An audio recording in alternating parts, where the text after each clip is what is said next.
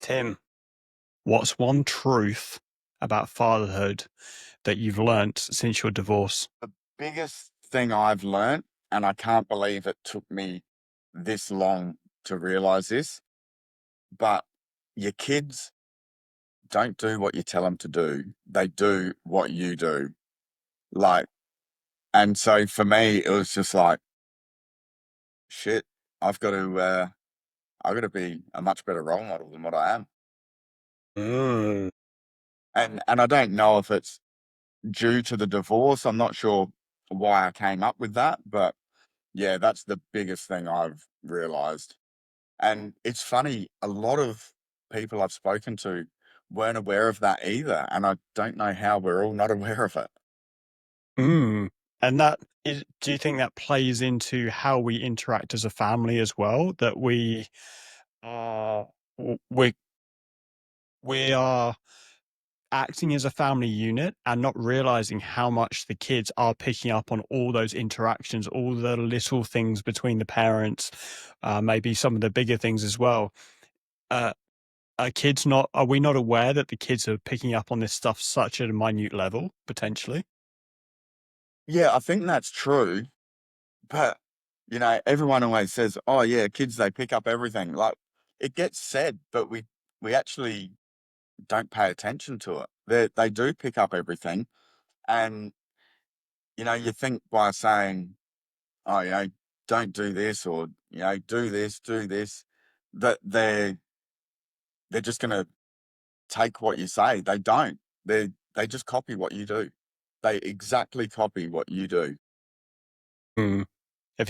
Has there been any funny moments that you've almost seen a reflection, you've seen the mirror in yourself and thought, hang on, that's me, not you.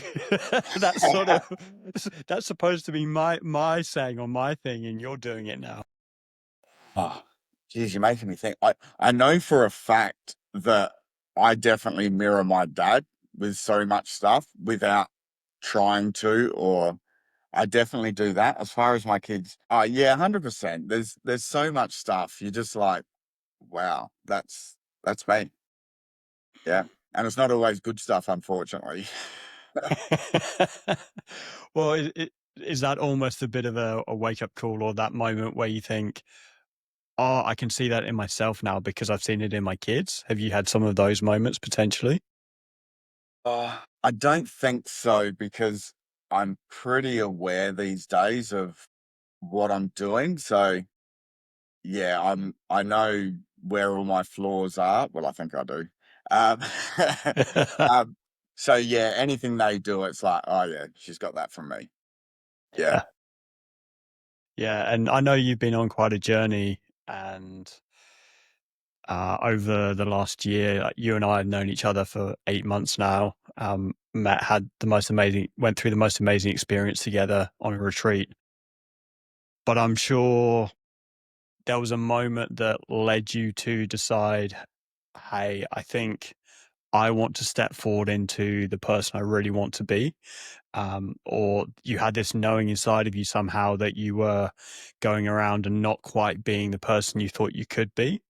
Was there a moment, like a rock bottom moment? And was there a moment that that shift inside of you happened that you can identify that has taken you to this place of being really fascinated with connections and family connections? Yeah, there's been a few moments along the way, and my rock bottom was a while ago, a good 7 years ago. But probably the biggest aha moment I had was I was on a retreat that I crew on, and I was crewing with a couple of guys that I did my very first workshop as a participant on, and they were just flying. They were doing so well, and I was still struggling. And I'm like, what am I doing wrong? And then I'm like, hang on, what am I not doing? I'm not doing all the stuff that we teach these guys that come on this workshop. I'm not doing it. I'm not living it. And so I made a decision then, right, I'm going to start implementing the stuff I've learned. And that ended up leading me to the Spear, the retreat that we did together. And that one there that was a change for me because it was like I didn't know where I was going in life. My whole world had fallen apart really, and I was trying to rebuild myself, and that gave me a something to work towards, um, and gave me the tools and structure to do that. Mm. And was it well, 6 years ago is quite a time to have started reflecting on this stuff and been working, I guess, forward in life. Was there was there a pivotal moment where you realized as you were taking yourself off to these retreats in the first place that was there something inside of you pushing you towards that fix, sort of that 6, 7 years ago period? Or did you how did you end up on your very first retreat really looking in and looking inside at yourself? I ended up on that first retreat because it was my last ditch effort. I'd already had 2 suicide attempts. I I honestly thought my family was better off without me. I actually thought it was a noble thing that I was doing. Man, I was wrong.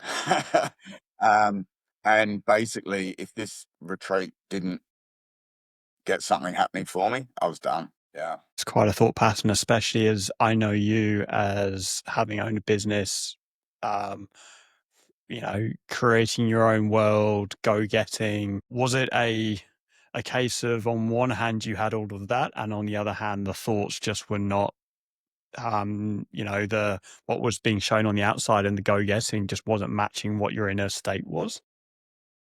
No, I think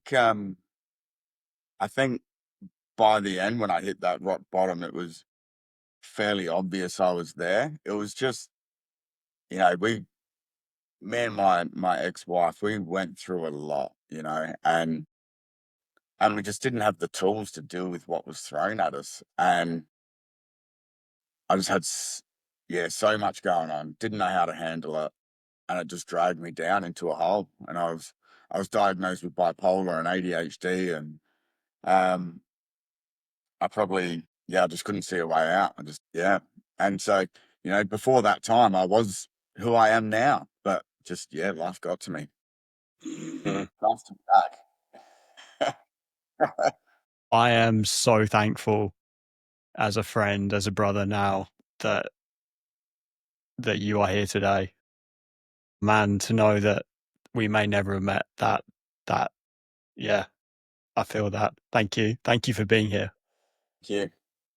Um, yeah. Was what was the hardest thing you had to face at that time? Was there something, a truth that just hit you in the face, or was there anything that was, um, yeah, just that it hit you in the face as this has actually got to the point of no return? It was the suicides attempt? It was just the feeling of worthlessness and failure. I felt like I'd failed everyone around me. And, I know you have a history in business as well, and there was were you not even getting any self-worth essentially from that? I mean, I've carried my self-worth through business for years until very recently, and I know that that's what lots of us as entrepreneurs, we go and attach our self-worth to. Were there even any feelings around that, trying to hang on or, Not, use not that as really. a way to show your worth? No, because I I wasn't working in my business at the time. It was, I was, I guess, lucky enough that I'd built it up to a point where it could run without me. So I wasn't even involved in it. I wasn't doing anything. My ex-wife was managing most of it, and we had a couple, high quality employees that kept everything running. So yeah, I was checked out of that as well. Oh. Yeah, I heard a similar story the other day. Someone exited a business for over 20 mil, and he said he spent 2 years just finding almost every single way to destroy himself, his body, his mind, and had no purpose, no drive. And it sounds like you got to a similar place of just almost that it was meaningless in every direction. Yeah. One thing I have realized, when you're young, you go out, you start a business, you get married, you have kids, and I think I got to a point in life, I didn't set those things as goals, but they're kind of things that are just ingrained in you that you sort of go out to achieve. And I achieved all that pretty early. I never set new goals. I wasn't going anywhere. I was kind of just wandering around. And yeah, it wasn't until I started having a chat with Jason, and it's like, what's your purpose? I don't know. I don't know what I'm doing. I don't know where I'm going. So yeah, Wow. It I guess it's that dichotomy of success of if we are just focus on the goals and nothing the I guess the logical goals side of things where it's a number to hit or it's a certain lifestyle to hit, that, as your experience you're sharing here is that was not enough. no, you gotta keep pushing. You gotta keep. Yeah, you need something else to strive for. Mm. Wow, it sounds to me like a very dark time.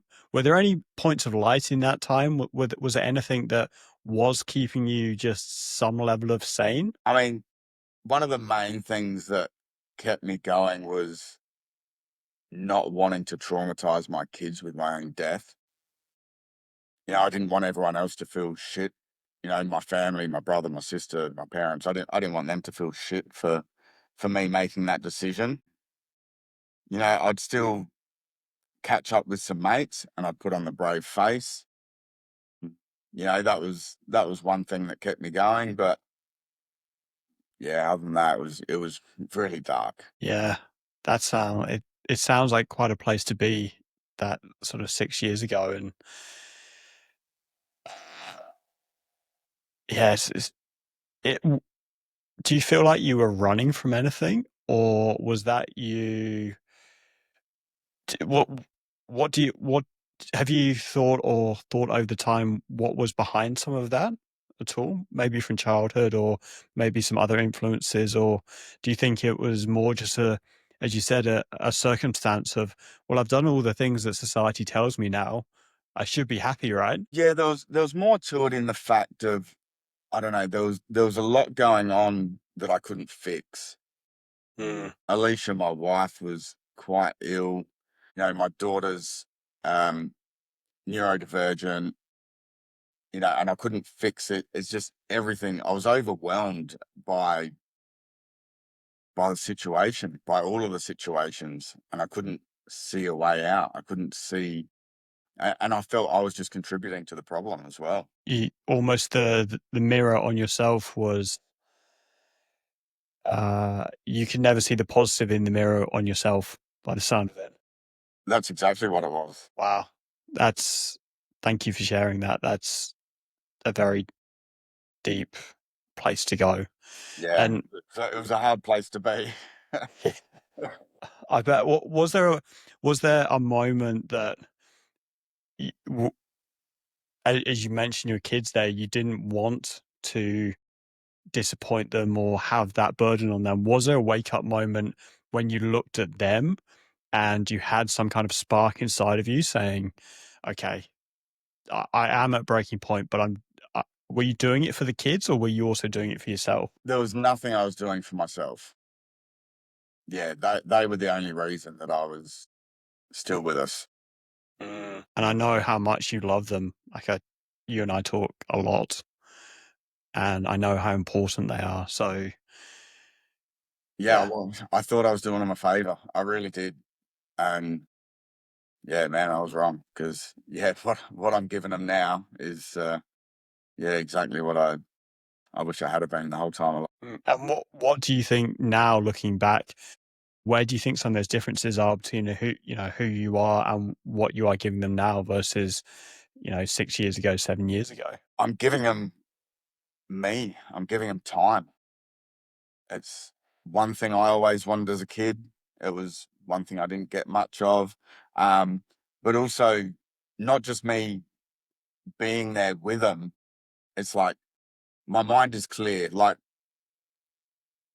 in business, I was always stressed, under the pump. It never stopped. Like it was a 24/7 business. Um, so even when you're home, your mind's still thinking about work.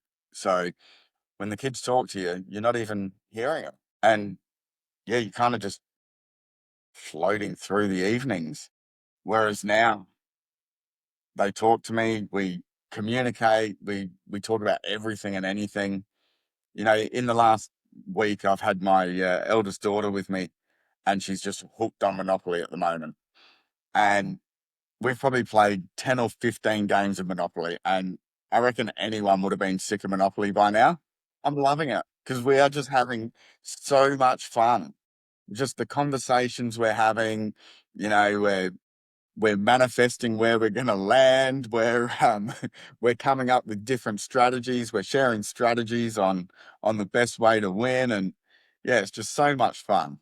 You know, we're role playing in some of it. It's just really cool. We're just having fun with it. I love to hear that. We might get into some Monopoly tactics later then and see what your secrets are as you're the expert these days, and maybe, um, yeah, pick up some tips. And I know one of the, I guess, manifestations of your experiences where you did turn to drink, uh, I will say quite heavily, knowing you, if that's a word you're comfortable with me saying. Yeah, yeah, for sure. That's putting it lightly. Yeah, I mean, I only know you as this version of you, but I know that there was quite a journey through that, and you don't have to give us the every single detail, but what was it a sort of binge drinking once a week thing, or was there something more serious going on? um, it was more serious. It got to the point where I was drinking almost every day. And you know, you think you're in control of it. And I probably was in control of it until the times I wasn't. And, you know, leading up to when I met you, I was trying hard to cut back, but there'd still be once a fortnight, I'd just go too far. And I would have regret. I'd feel like shit. I'd be in bed for days just feeling like shit. And I was missing stuff that I wanted to be at, and I was just over it. I was just sick of my own shit. Um, yeah, it's been a journey. You know, since I was 12 years old, I was drinking, and you know, there's been ups and downs in that. It started out as just binge drinking on the weekend, as and most of us do in society, I suppose. And yeah, just yeah, when business got hard, when business got stressful, it escalated big time. And yeah, I've never considered myself an alcoholic, and I still struggle to use that term for myself, but it's probably fits. Um, yeah, when we first went on the spear, you were there. I said, oh, I don't want to quit drinking. I just want to be able to control it. And I copped a blasting for that, and it's so true. Yeah, I know if I have one, I'll have 100. So I've committed to, yeah, never again. It's not worth it for me. Yeah, awesome, awesome. How long's it been now? Well, since we met, 8 months, I guess. Yeah, Yeah. How cool.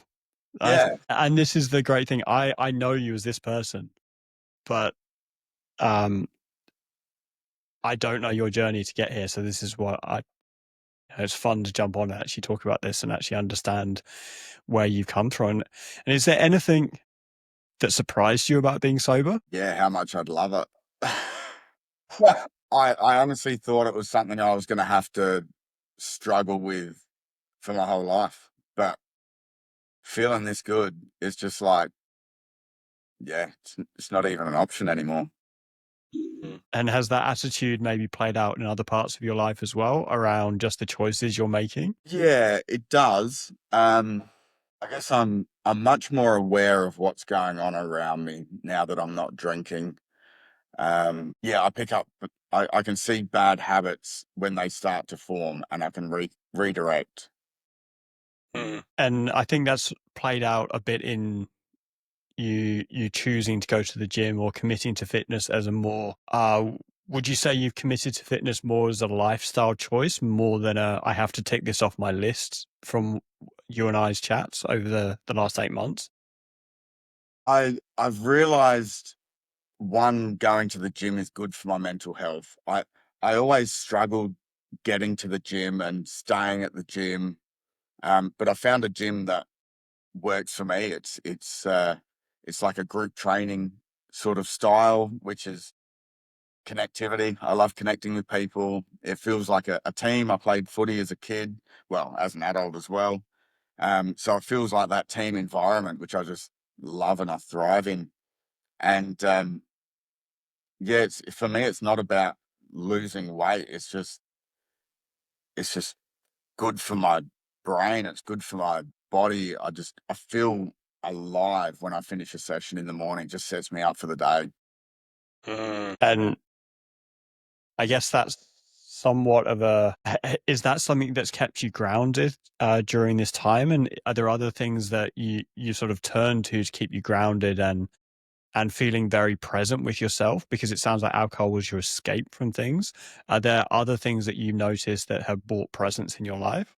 Yeah, for sure. So I've got a habit tracker, and it's kind of like if I don't tick those things off each day, it kind of all just starts to fall apart.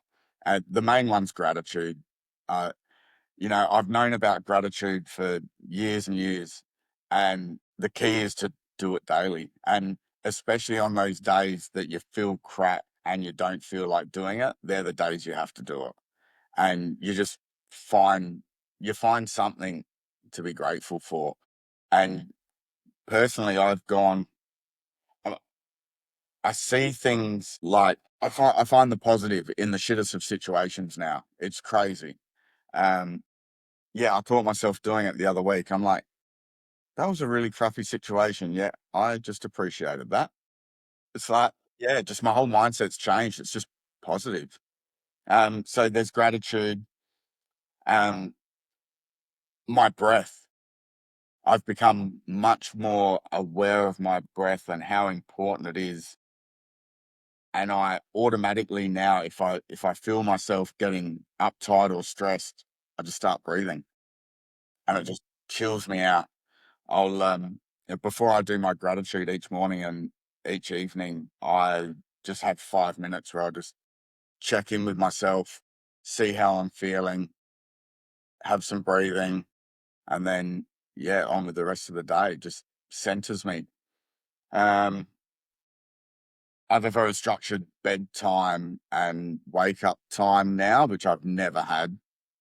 Um, and when you drink as much as I used to, it's just not possible.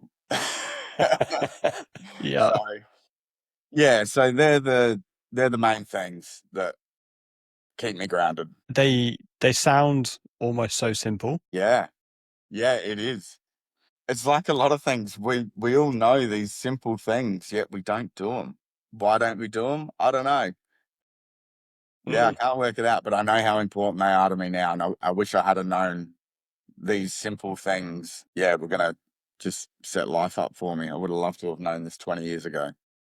mm, yeah, the the things that yeah, my I would tell my 20 years ago self as well would make the world so much easier. What have you got a technique with the breath? Is there one particular one you go to, or is it just being you just super aware of your actual breath at that time? No, there's breath works that I go to.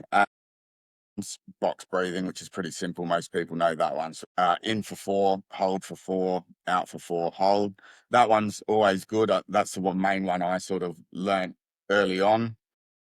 One that I've used recently, which is very similar, but it's in for like 4, hold for 4, and then breathe out through the mouth really slowly.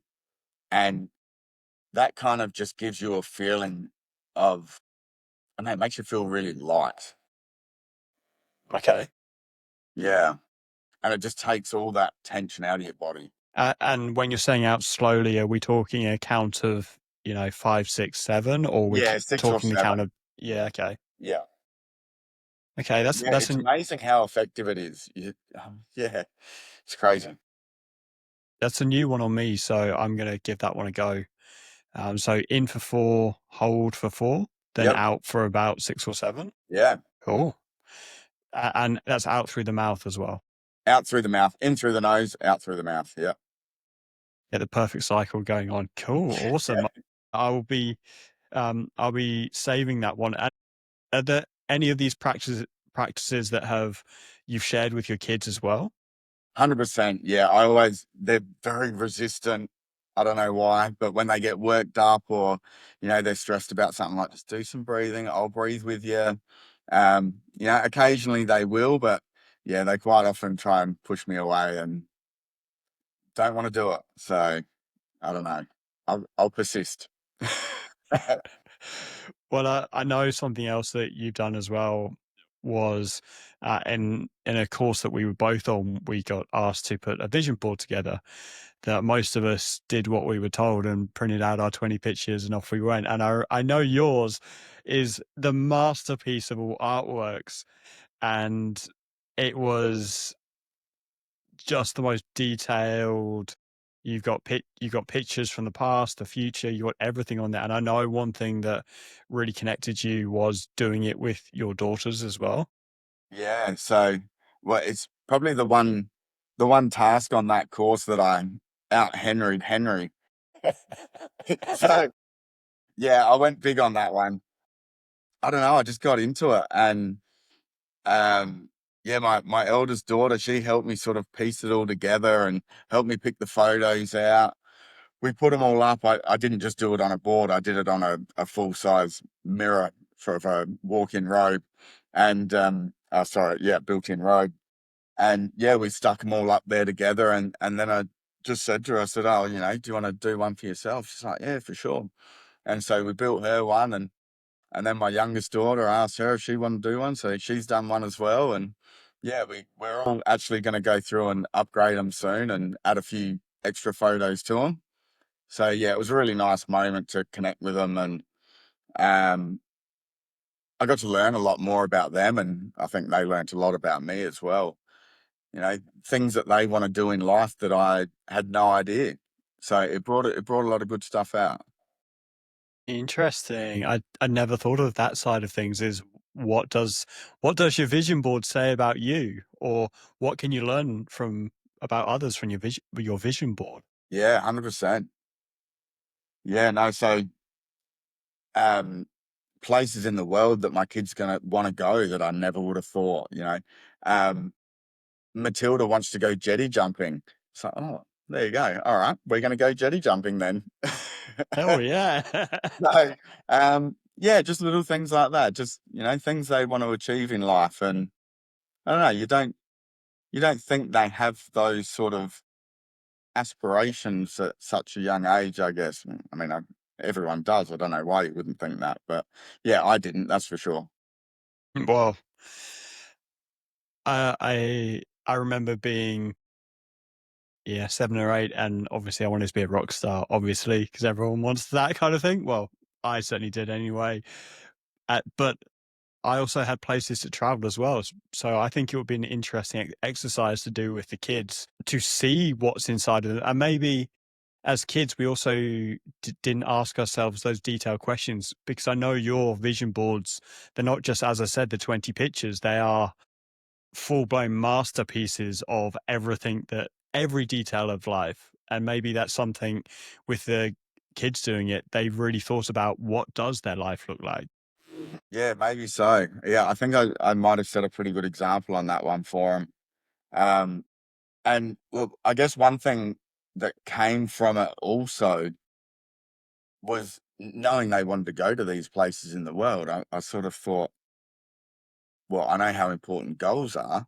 Why don't I set a goal for them? And I said, okay, on this date, we're going to go to whatever destination you want. Um, I'll pay for the flights and the accommodation. You have to save for your spending money and work towards getting the money for the trip to go over, and we'll go wherever you want to go and do whatever you want to do. So yeah, they've got a purpose to work towards over the next few years. That. And I would, I think that's probably bringing you all just closer and closer together, that you've got these shared common goals. 100%. Yeah, no, but it finally feels like we're working together as a team. We're getting to know each other. It's yeah, it's I use it as a throwaway line quite a bit. Um, people ask me why I sold my business. It's like, oh, I wanted to get to know my kids, and I kind of use it as a bit of a joke, but it's actually fucking true. Yeah. Yeah, Wow. And, that is part of your story, is, from what I understand, is you've gone from being the provider, and that's who you are. You provide, and everything else is just not your problem almost, to being an actual present, alive, connected father. What are some of the key changes that you've seen over that process of going? I don't know if you were completely disconnected, but very much being the provider, the business person, to now being their present dad who's actually around with them. yeah. I think the the big change and the big thing I've realized is kids don't want stuff. I'd work and work and, always had to buy more stuff. So then you've got to work more and you're giving them all this stuff they don't even really want. They just want your time. So I've decided I don't need to earn as much as I was earning. I'll step away from the business and work for someone, knock off when I knock off, and then I can be 100% with my kids because I don't need to buy them stuff. I just need to spend time with them. And that sounds like a big difference between being there and being connected. It's time. Time is what it's all about. um, yeah, it's all any kid wants. They just want to spend time with their parents. They just want to have fun.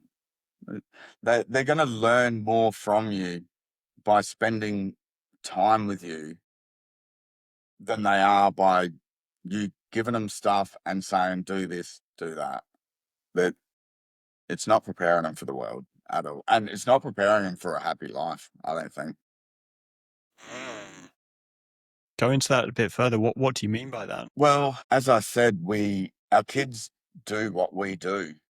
You know, when I had kids, I said, I'm not gonna do what my parents did. I'm gonna do it differently. And you know what? I pretty much did exactly what they fucking did. Yeah. Yeah. um and and I ended up miserable, didn't I? So yeah, it's time to do it different. And it's time to lead by example. Yeah, I would have, if they saw me just doing what I was doing, they'll do the same thing. They will. They'll just work, they'll buy stuff for their kids and they won't spend time with them because they're too busy working and they'll end up miserable and they'll continue the generational trauma. Yeah. Yeah, I had this vision that I'll be so obviously different than my parents, but my life seems to be a very close mirror of my dad. Yeah. I am, we've been on quite a journey the last 8 months. I am working on it, but you're right, is uh, as kids, we become mirrors for our parents. And it's for us as individuals, I think, to make that decision to go and change it, because we will literally do what our parents did otherwise. Yeah. And I'm not bagging out on my parents either because, you know, they did the best they could. They didn't know any better. Their parents did the same stuff. They've just copied their parents. It's a cycle, and I think there's quite a few people sort of around our age that are trying to make a change and trying to do things differently. Yeah, I'm hoping there's a shift. Mm.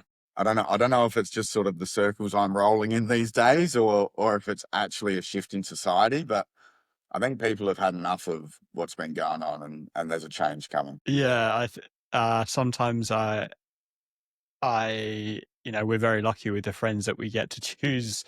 And I sometimes forget that people have other views, let's say, and some people haven't thought there might be a different way as well. But that's where I also sort of go back, remembering myself that sometimes it's not for me to go and walk around the streets with a banner and say, you need to change. But it's when someone is curious about how I'm doing approaching something, is to actually share with them and share my truth, not a watered down version, not to scare them as such. Maybe give them the slightly more crazy version. Yes, the meditate twice a day or breath twice a day. That I think if you'd asked me that same question 10 years ago, I might have sort of dodged the question or not fully answered it. But when I tell my truth, like I do breath twice a day, or for me, meditate twice a day, is that people think, wow, why do you do that? That's interesting. So I think by sharing what we're truly doing, other people might be inspired because they can truly see like we're giving the full playbook away versus, oh yeah, I just sort of do a few things here and there, or yeah, I meditate just a bit. No, I meditate twice a day. Same as you, habit tracker says, I meditate twice a day. Yeah, I think previously people were maybe embarrassed to talk about that or worried about the backlash they were going to get, the criticism. Whereas I don't know if yeah, maybe you just feel like people are ready for a change, and so it's easier to talk about it. And the best way to show people, like you said, you can't throw it down people's throat because they're just going to push back on it. But if they see what you're doing and see it's working for you, they're going to get curious. Yeah. Yeah, 100%. Ask a question and, you know, I know when you're out with your kids, the connection between you, people must take notice and say, hang on, how have you got that connection? Because I see so many kids these days that are almost it for me, it's the going out to a cafe. You got the parents, kids on an iPad, no interactions with the parents at all. And my brain starts to melt when I see that stuff. So yeah, I hopefully the work that you're doing, working towards as well, maybe the iPads from the tables will be gone. Hopefully, because yeah, I've seen it where you know kids and parents are in different rooms and they're texting each other. It's like, and you know what? I'm actually guilty of it myself. You know, before I've when I was still in the midst of it, it was just everything was too hard. But I guess I guess one thing that is interesting, I don't know if I'm backtracking here, but I've realized something quite recently. So by spending the extra time talking your kid through something and teaching them something they don't know, it takes up quite a bit more of your time right then and there. But moving forward, it saves you a ton of time. So, just an example on that, the other day, I was with my youngest, Gwen, and we were a bit late to go to where we were going. And I said, oh, just grab my phone, have a look where this address is we're going, and punch it into the navman. And so I had to talk it through it. I could have stopped and done it in 2 seconds, but it took me quite a little bit to teach her through it. And yeah, she got it all in there, and she was pretty happy with herself getting it done. We had to sort of work together, and when we left that party afterwards, we were heading home, and she's like, "Oh, Dad, do you need me to punch the address in?" I'm like, Awesome. "I'm pretty sure I know where I'm going, but yeah, could you put it in for me, just so we're sure?" And so she'd learned something. She wanted to use it. We got to interact, and in the future, I can just get in the car and she's punching the address in for me because she knows exactly what to do. I love that. Yeah. Yeah. I thought it was really cool. Yeah, and that's an interesting point you raise around spend the time, because then you don't have to re-explain things 500 times afterwards when you're trying to do it quickly. Yeah. I guess it's what's the saying? hard now, easy later, or easy now, hard later. Yeah. Yeah, I like. You know the one I'm talking about, don't you? Yeah, I think so. Yeah. I think Hard Now is probably the one. Pi- I heard a good book the other day that talked about the people who are in the 2% of the world. They do the hard thing now Yes. because it saves them down the track. Yeah. So 100%. if that means taking the stairs versus the elevator, there's some incredible correlation between all cause mentality and people who the people who don't fall in that group are the ones that take the stairs because it's, you know, these very small things that add up over time that just create a healthier, you know, brain and lifestyle body as well. What with that, it something I know about you certainly now over the last 8 months is you do spend a lot of time with the kids. What's your biggest learning from post-divorce parenting? Has there something that has surprised you in that time, or maybe you've got to spend more time in a way with the kids in some way because you know when you have them, you've got them, so you really want to spend that time with them. Yeah. You know what? It's hard to kind of differentiate between the two because I did it all at the same time. I, I, separated from my wife, and, but then I started doing all these things that I knew were good for me, which has taken me to where I am now. So, I feel like maybe if I started doing these things before I got separated, I might not have gotten separated. um, but yeah, no, there's nothing. I can't really separate the two because I did at the same time. Yeah, I Mm. just know I wish I had have done it earlier. Well, that almost brings you us onto what your purpose is in life is. You've almost had to go through that rock bottom moment to find that purpose. So I know you shared it with me last week very clearly and concisely. So I'm going to put you on the spot and say, what do you see as your purpose moving forward now? So my purpose is to help neurodivergent parents of neurodivergent children go from chaos, disconnection, um, overwhelm, and transform it into connection, love, communication. Um, because yeah, I see it all the time. It's what I grew up in. It's what I was going down the road with my kids. Um, yeah, I just want to stop kids ending up like we ended up. I just love connecting with people, and I want to, I've started to build something really special within my family, and I want to share that with others. And how are you going to be doing that sort of thing is and sharing that message? So I plan on running retreats up at my property in the Riverland. Um, yeah, so it'll be a 3-day event. I've come up with a few processes that are pretty cool. I've ripped off a few processes from other things I've seen, and uh, yeah, and it's just going to be fun, just getting to know each other as a family, and then all the tools that I've learnt recently, which a lot of what they are, sharing that, and yeah, bringing families back together. Mm. And why family events over maybe, you know, you and I met on a men's work retreat. I know there's women's work retreat specifically. Why a family retreat? Because the saying is, you know, if we change ourselves, the world changes around us.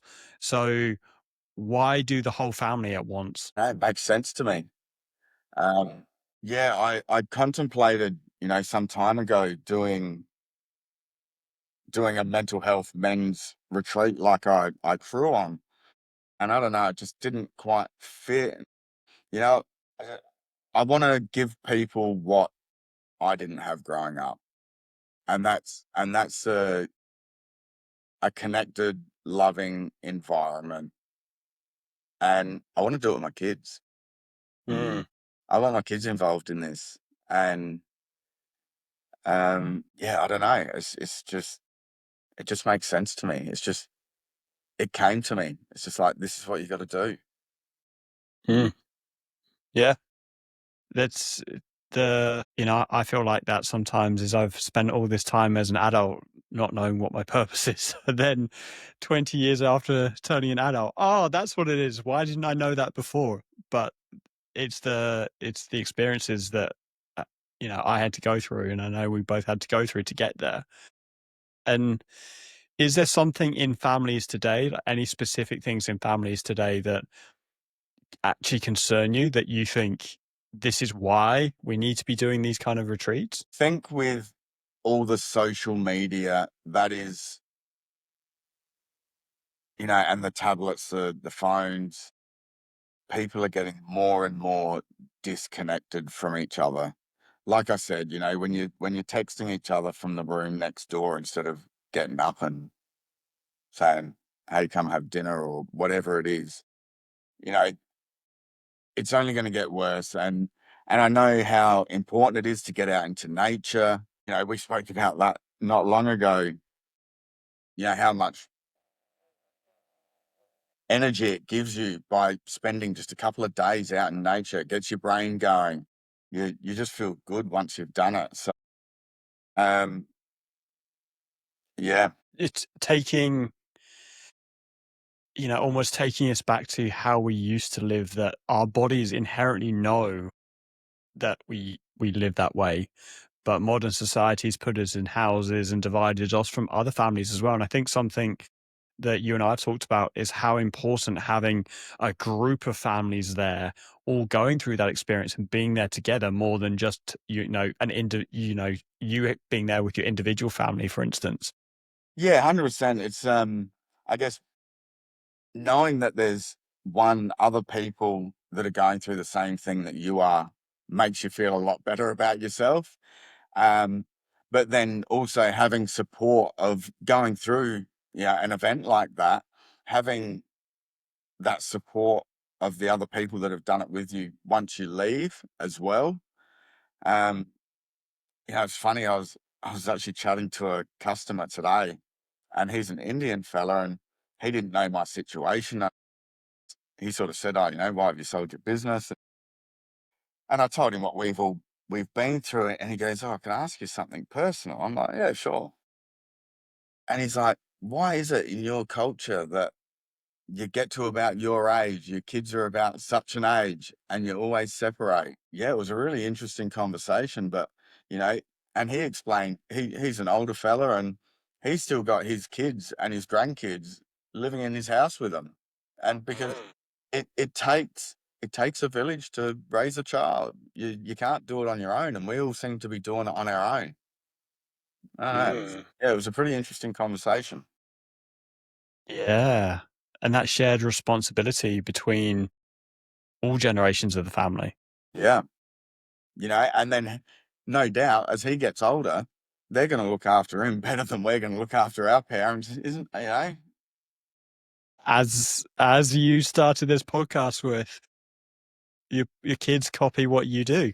Yeah, So I guess the question always is, what are we doing to make, what are the, not just the small things on a day-to-day level, whether that be how we talk, how we approach food, how we approach exercise, living, but what are the big ones that are lifetime versions of that?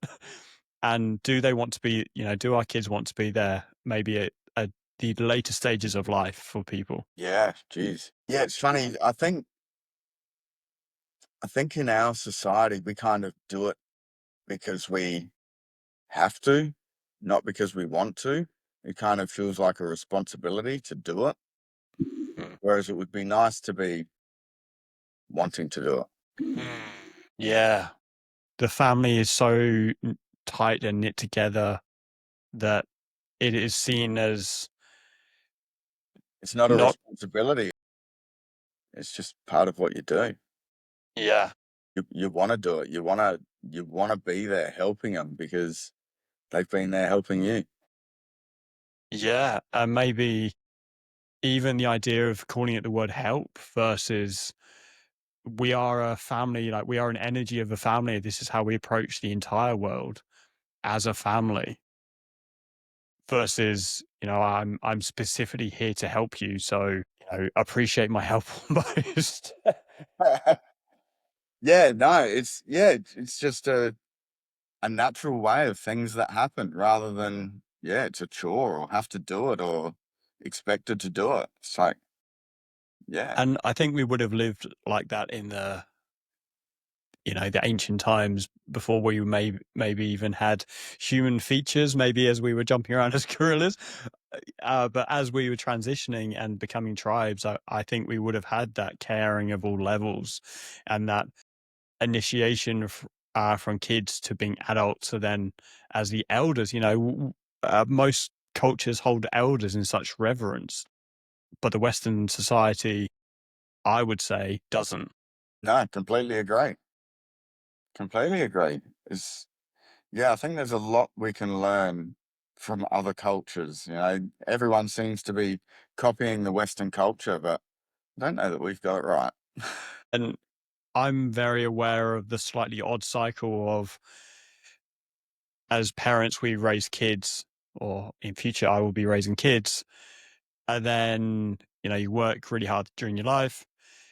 And then, ironically, you go to a retirement home and someone else looks after you, Yeah, even though you raised and looked after kids for 20 years or 18 years or, really, really a lifetime. It's an odd thing. But yeah, I can imagine that lots of historical cultures won't have that, that the elders are seen as to be respected. yeah, And when it comes to, there's a huge part of connecting with kids in their, I guess, their tough times as well, their tantrums, their not wanting to do things. Is there anything that you're doing, and especially now when you're very aware of how you're connecting with your kids, to allow that those tantrums to come through, but using that as a point of connection? yeah, definitely. Like I said, I try and work through it with them, get them calm and grounded, and they know I'm always there for them. Like previously, I might have, you know, done the old stop carrying on, just get over it or whatever. Now it's let's work through the problem. What is the problem? Let's come up with some solutions. We'll come up with some solutions together. And so, yeah, we're connecting by problem solving, and Mm, working together to find an outcome that will resolve whatever's got them worked up like they are. mm. That's it's it sounds like a lot of your philosophy is connection through doing. 100% it is. Yeah. You got to be there. You got to do stuff with them. I personally learn best when I'm doing something. So I'll have them do everything. But I'll be there to support them. And I would imagine there's some magic moments of watching them get it or just grow, and those magical moments that happen in that process as well, that they're the memories potentially that they're the ones that we want to remember of our kids. 100%. Every day there's those moments. Matilda, my eldest daughter, she's like, Dad, can you stop being proud of me for stuff that doesn't matter? It's like, it all matters. Like, I'm proud of you for getting that done. That's cool. Like, yeah, yeah, I don't know. Can you be too proud? I don't think so. Yeah, can you be too proud? Can you be too grateful? That's the Yeah, question. no, I don't think you can. You can be too embarrassing, though, apparently. Oh, right. Okay. Yeah, sure. That's I love that when kids say you're embarrassing, because it's that lovely point where they're actually growing themselves because they don't need you for that task anymore. They don't need you in that situation. And sure, as I've just got my godmom's kids who I love to pieces to reference as kids that I've seen grown up and I care about. But there's actually something awesome when they say, I don't. I don't need help with that. There is. Yeah, and and that's actually the difference between someone that practices gratitude and someone that doesn't, because you can easily feel rejected and um unneeded, I guess, because they've moved on. Whereas with a positive mindset, it's like, wow, that's cool that they can do that now. I helped them to be able to do that. Mm. And there's always going to be another layer. I think anyway, just in case we aren't aware, the fact that they're 12 now, they'll be 13 and 14 in a few years' time. Their challenges, the things they'll come to us with, will change. 100% they will. Yeah. Yeah, they will. And I guess we need to evolve. Well, no, don't need to evolve. You just need to remain open and calm and just take any challenge on. A challenge is a challenge. Doesn't matter what it is. Mm. I guess one thing that's different with my kids now is they know I'm approachable. I always thought I was approachable, but I wasn't. Some of the stuff they've come to me with recently has just blown my mind. It's been some big stuff, and I've sat back and reflected and gone, "That's pretty cool that they'd talk to me about that." And what do you think's made that shift of when you weren't approachable really versus now where they'll bring those kind of things to you? I think maybe it's just because we're spending so much time together and we're genuinely getting to know each other and we trust each other. Yeah, we've built trust. Whereas, as a parent, you kind of you feel like that comes without asking, but really it doesn't. Yeah, okay. You Yeah. do. They say you've got to earn trust, and you do, but I don't know. As a parent, you think it's just a given that your kids will trust you, but they don't. You've got to build it with them.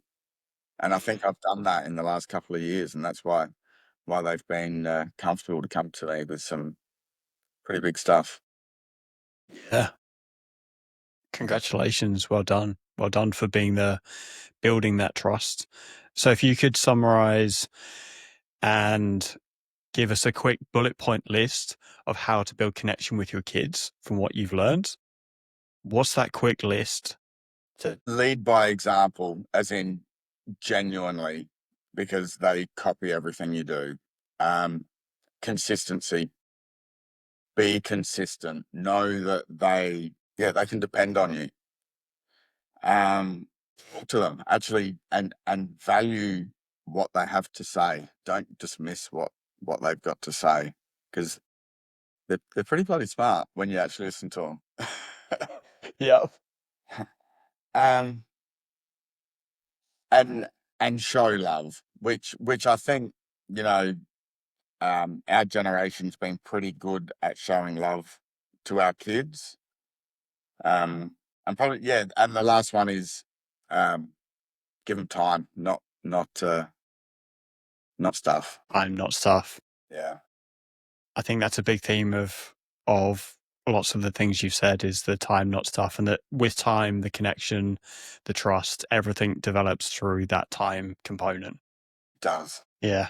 So to go a little deeper and talk about you now, what are you still afraid of to fully feel or, um, yeah, feel within you and within yourself? I still have a fear of stuffing it up.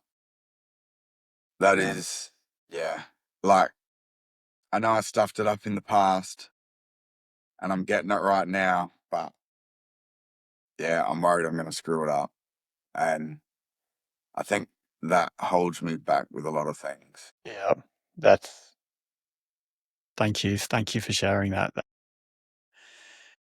Like I've seen you grow as a friend, and so parts of me say, well, that's surely gone from inside of you. But I think there's also an element of, is that the human condition within itself, sort of that the perfect human example of the human condition of uh, external judgment in a way. Yeah, I don't know if I'm still worried about what people think of me or well, yeah, we know I am. You had to help me the other day and I was shit scared to do something that should be so easy and you pretty much had to hold a gun to my head to do it.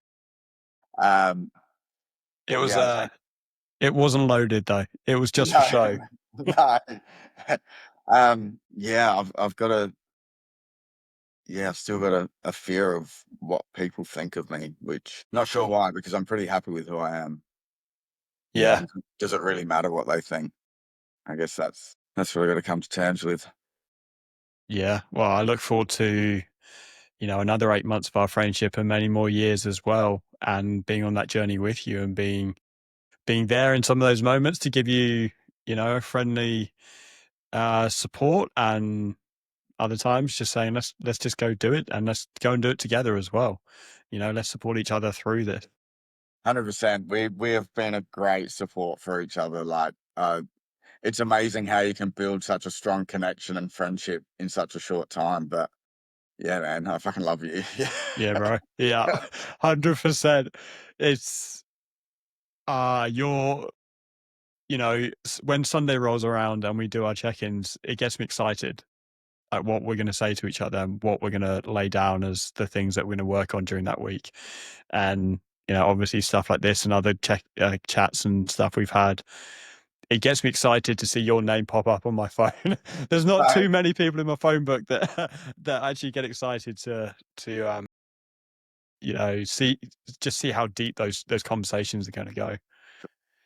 And as we sort of start closing this out, what truth do you still feel you need to embody as a father and a man? Yeah, it's believing in myself. 100%. Yep. We'll be there for each other. We'll we'll make sure we're supporting each other on that one. Yeah, thank you for sharing that. And so with that, what does living an absolutely awesome life mean to you right now? It's just I'm having fun with my kids. We're hanging out. I'm enjoying work because I get to do all the cool stuff I like and handball all the shit I don't. Um, I don't have hangovers. I still go out and party and dance the night away when I don't have the kids. I'm working towards something that I know the world needs. And yeah, I've got so many great connections around me. I just absolutely loving it at the moment. I love that. Yeah. You got a real theme of connections, whether it's adult, kids, just bringing the best bits of you out as well within that. Yeah, connections is, I think that's what life's all about. It's like, yeah, Yeah. yeah. Okay, so we've talked about, your journey, how you've really seen how there's such a need for family connections. So where can people find out more about your events that you're putting on and connect with your journey as well? So the only place at this point in time is Facebook. Um, yeah, Tim Morris, come and find me. I'm in Adelaide. I'm only just getting this sort of up and running.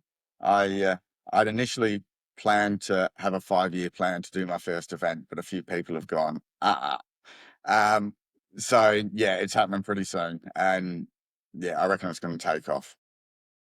I know it will, 100%. So search out Tim Morris on Facebook.